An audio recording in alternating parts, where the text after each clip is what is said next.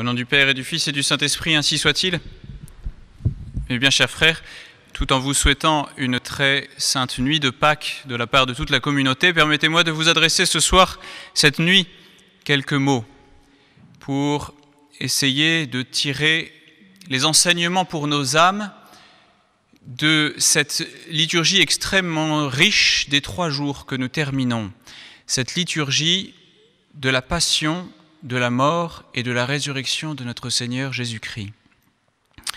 Et pour en tirer les enseignements, permettez-moi de partir d'un fait réel, tout à fait profane, mais qui nous servira de métaphore pour nous élever à un niveau beaucoup plus surnaturel. C'est un événement qui s'est passé en 1859. Il y avait alors un fameux acrobate français qui s'appelait M. Blondin. Et M. Blondin avait décidé de relever un défi qui n'avait jamais été relevé jusque-là. Il voulait traverser sur une corde les chutes du Niagara, passer d'une rive à l'autre. Alors, notre acrobate prépare son défi et il fait tendre cette corde d'un bout à l'autre des chutes du Niagara, à la frontière entre le Canada et les États-Unis. Cette corde, bien tendue, faisait 330 mètres de long et elle surplombait un vide abyssal, celui qui correspond à la hauteur des chutes d'eau du Niagara. Alors bien sûr, pour réaliser un tel exploit, il avait convié une foule pour assister au spectacle. Et voici que notre acrobate se lance, et puis, mètre après mètre, équilibré par une longue perche de bois d'une vingtaine, ou peut-être pas une vingtaine de mètres, mais une vingtaine de kilos, qui lui permettait de s'équilibrer, il avance sur son fil. Bien sûr, toute l'assistance retient son souffle, mais est complètement derrière lui, et mètre après mètre, il arrive jusqu'au bout, et il effectue cette traversée. Exercice d'équilibre extraordinaire. Cet exercice athlétique peut être pris comme un point de comparaison pour ce qu'a réalisé pour nous notre Seigneur Jésus-Christ. En portant non pas une perche de bois mais sa croix, et en mourant et en ressuscitant pour nous, il a réalisé un exercice d'équilibre extraordinaire, réussissant à concilier les exigences de la miséricorde de Dieu. Dieu a tant aimé le monde qu'il lui a donné son Fils unique, afin que quiconque croit en lui ne périsse pas, mais ait la vie éternelle.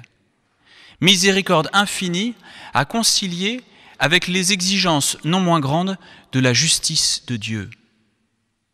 Justice qui exigeait une punition pour le péché, justice qui exigeait une réparation à la hauteur de l'offense qui avait été commise contre la sainteté et la grandeur de Dieu par le péché de l'homme. Cette satisfaction pour le péché, cette réparation, a été apportée par notre Seigneur Jésus-Christ pour faire bénéficier à tous les hommes de sa miséricorde, cette nouvelle possibilité d'un salut.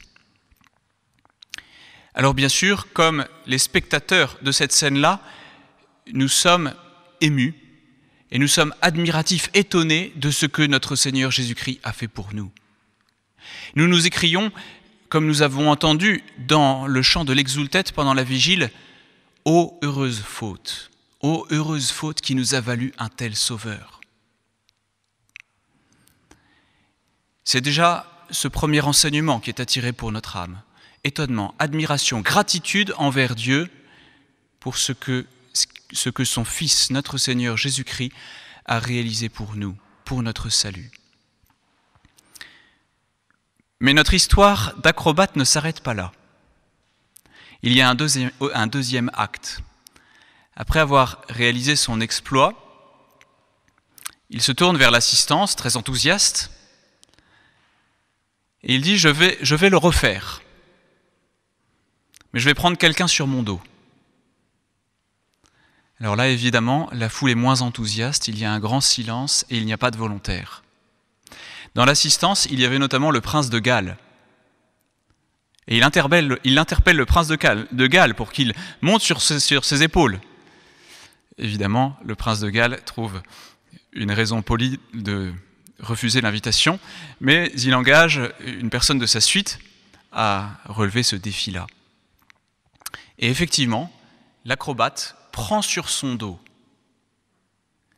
notre volontaire désigné d'office et repart sur cette corde, avec cette barre de bois qui lui permet de s'équilibrer, mais cette fois-ci avec un poids de plus sur le dos, et puis un poids qui joue lui aussi sa vie, parce qu'il n'y a pas de filet.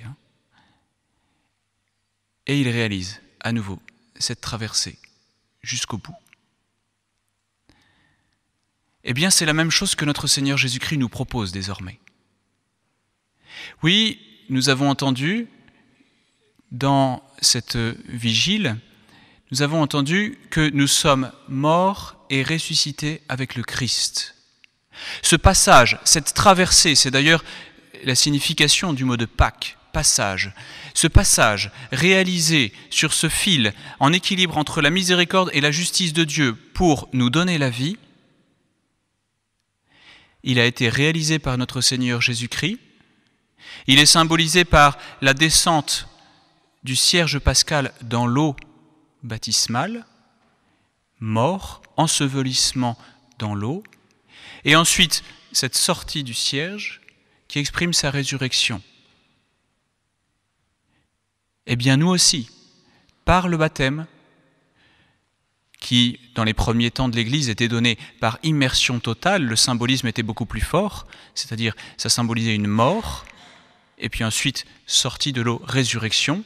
Nous aussi, eh bien, nous devons suivre exactement le même itinéraire que notre Seigneur Jésus-Christ. Donc c'est non seulement mort et résurrection, mais ce qui mène à cette mort, c'est-à-dire passion de notre Seigneur Jésus-Christ. Alors évidemment, dès que nous disons cela, dès qu'il faut prendre les coups que notre Seigneur Jésus-Christ a pris pendant sa passion, puisque nous le rappelons, cette barre qui équilibre lors de la traversée, c'est la croix de notre Seigneur Jésus-Christ.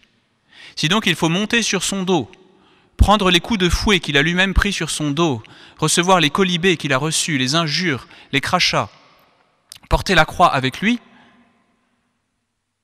nous nous rendons compte que notre engagement du baptême est peut-être plus fort, plus lourd de conséquences que ce que nous avions considéré initialement. Eh bien pourtant c'est cela notre vie chrétienne. C'est réaliser en nous, revivre en nous, non seulement la mort et la résurrection de notre Seigneur Jésus-Christ, mais sa passion.